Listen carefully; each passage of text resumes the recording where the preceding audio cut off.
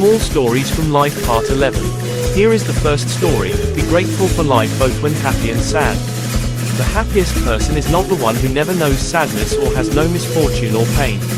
A truly happy person is the one who has the ability to regulate and handle his emotions in any situation. The common mentality of many people when falling into an unhappy situation is to try to push them away. When in a bad mood, they rush into work with the desire to fill the void, to forget what just happened.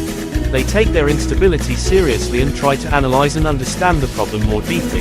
In fact, they want to escape their situation, but in an unreasonable way, they get stuck in a vicious circle. On the contrary, happy people always live leisurely and calmly. They know how to accept the unexpected and always keep the best mood. Maybe they understand that all feelings, good or bad, come and go, even though sometimes they feel not very good. But those feelings quickly pass and return peace and serenity. They do this because they accept the inevitable coming and going of emotions. So when they are sad or angry or tired, they still accept those feelings openly and clearly. This helps them to gently and flexibly get out of a bad state and move to a more positive state. No happiness is absolute. No happy person is without sadness. Be calm and flexible with difficulties and obstacles. The greatest unhappiness that people often endure is struggling with their own negative emotions. Transform them and you will become a happy person in any situation. Thank you for listening.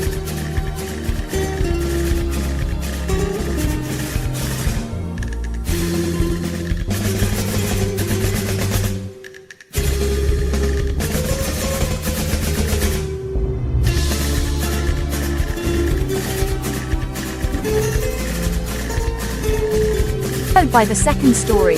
Don't be an extremist. When driving on the road, are you often in a hurry and always want to overtake others? Do you often feel annoyed or impatient when stuck in traffic? Actually, life is like a highway where you are the driver of your own car. Do you want to turn that journey into a race or calmly reach the finish line safely? There are 3 reasons to become a more moderate driver.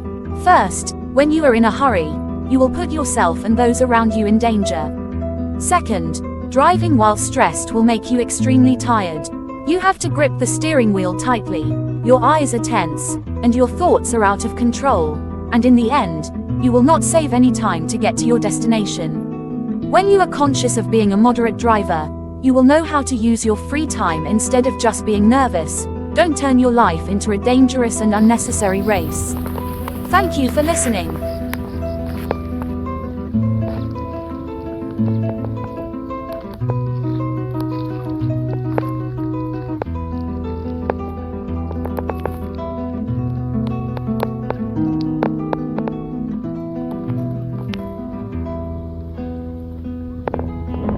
Followed by the third story. Where the body is, there the soul is.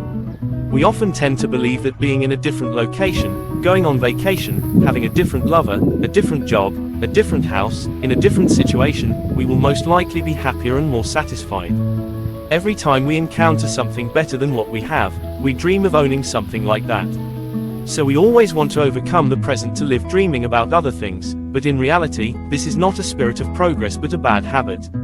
Because that comparison will lead us down a path without a destination, and then the feeling of dissatisfaction, anger or discouragement will become a constant feeling in you, just needing the opportunity to explode.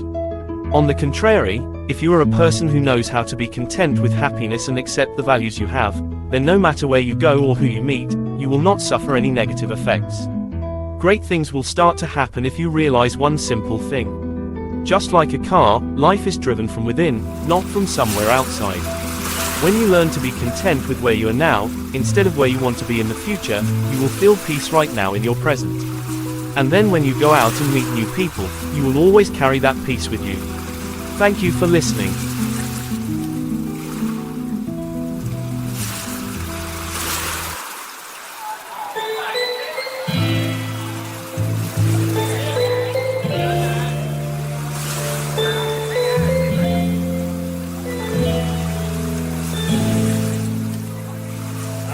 Followed by the fourth story.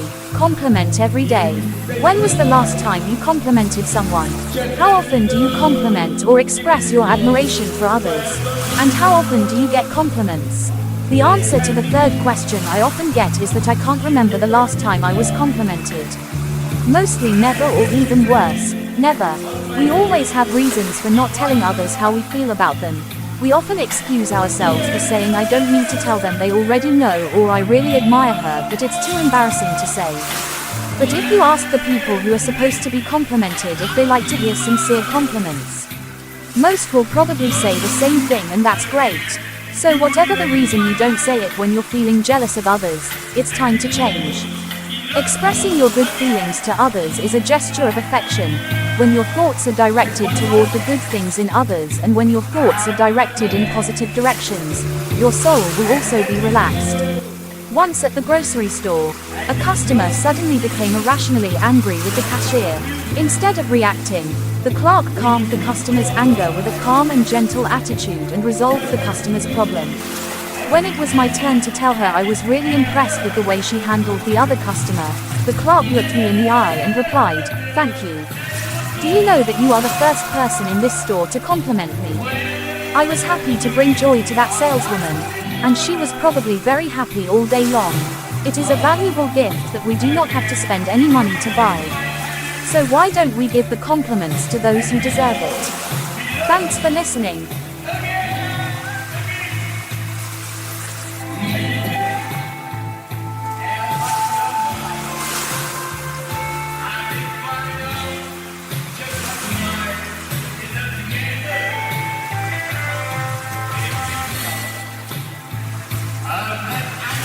Followed by the fifth story, love every day.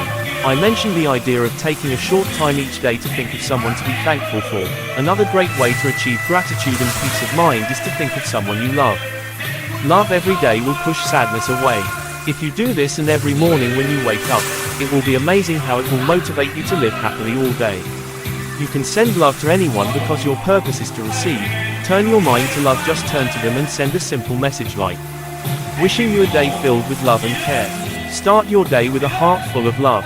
Here we would like to end this story. Thanks for listening. Hello, and see you again in Small Stories of Life Part 12.